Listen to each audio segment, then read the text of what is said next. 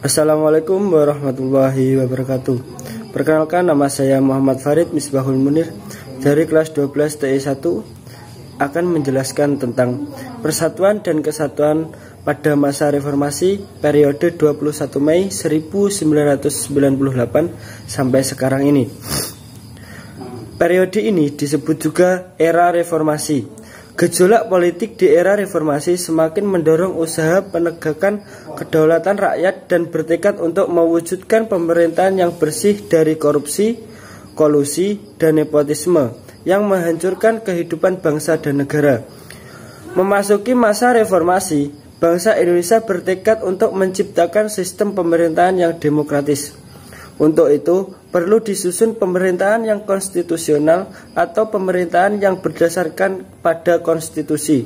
Pemerintah konstitusional bercirikan bahwa konstitusi negara itu berisi a. Adanya pembatasan kekuasaan pemerintahan atau eksekutif, dan b. Jaminan atas hak asasi manusia dan hak-hak warga negara. Berdasarkan hal itu, salah satu bentuk reformasi yang dilakukan oleh bangsa Indonesia adalah melakukan perubahan atau amandemen atas Undang-Undang Dasar 1945. Dengan mengamandemen Undang-Undang Dasar 1945 menjadi konstitusi yang bersifat konstitusional, diharapkan dapat terbentuk sistem pemerintahan yang lebih baik dari yang sebelumnya. Amandemen atas Undang-Undang Dasar 1945 telah dilakukan oleh MPR sebanyak 4 kali, yaitu pada tahun 1999, 2000, 2001, dan 2002. Perubahan Undang-Undang 1945 pada hakikatnya tidak mengubah sistem pemerintahan Indonesia, baik sebelum maupun sesudah perubahan. Sistem pemerintahan Indonesia tetap presidensial, tetapi perubahan tersebut telah mengubah peran dan hubungan presiden dan DPR. Jika dulu presiden memiliki peranan yang dominan, bahkan dalam praktiknya dapat menekan lembaga-lembaga negara yang lain, kini Undang-Undang Negara Republik Indonesia tahun 1945 memberi peran yang lebih proporsional atau berimbang terhadap lembaga-lembaga negara. Begitu juga kontrol terhadap kekuasaan presiden menjadi lebih ketat. Selain itu, perubahan Undang-Undang Dasar 1945 juga mengubah struktur ketatanegaraan negara Indonesia. Jika dibandingkan dengan Undang-Undang Dasar 1945 sebelum diubah, maka Undang-Undang Negara Republik Indonesia 1945 terdapat penghapusan dan penambahan lembaga-lembaga negara.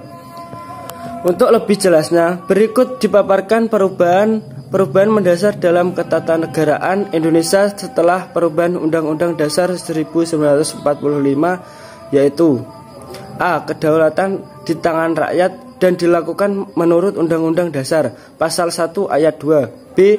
MPR merupakan lembaga bikameral, yaitu terdiri dari anggota DPR dan anggota DPD Pasal 2 Ayat 1. C. Presiden dan Wakil Presiden dipilih langsung oleh rakyat Pasal 6A Ayat 1. D. Presiden memegang jabatan selama 5 tahun dan dapat dipilih kembali dalam jabatan yang sama untuk sekali masa jabatan Pasal 7. E. Pencantuman hak asasi manusia Pasal 28A sampai 28J.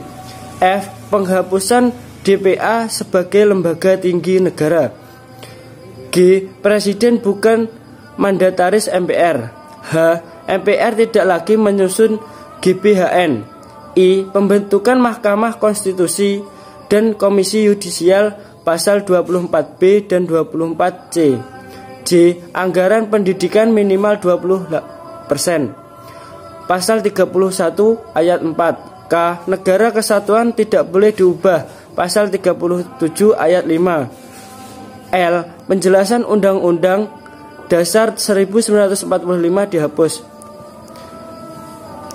Demikian penjelasan dari saya. Wassalamualaikum warahmatullahi wabarakatuh.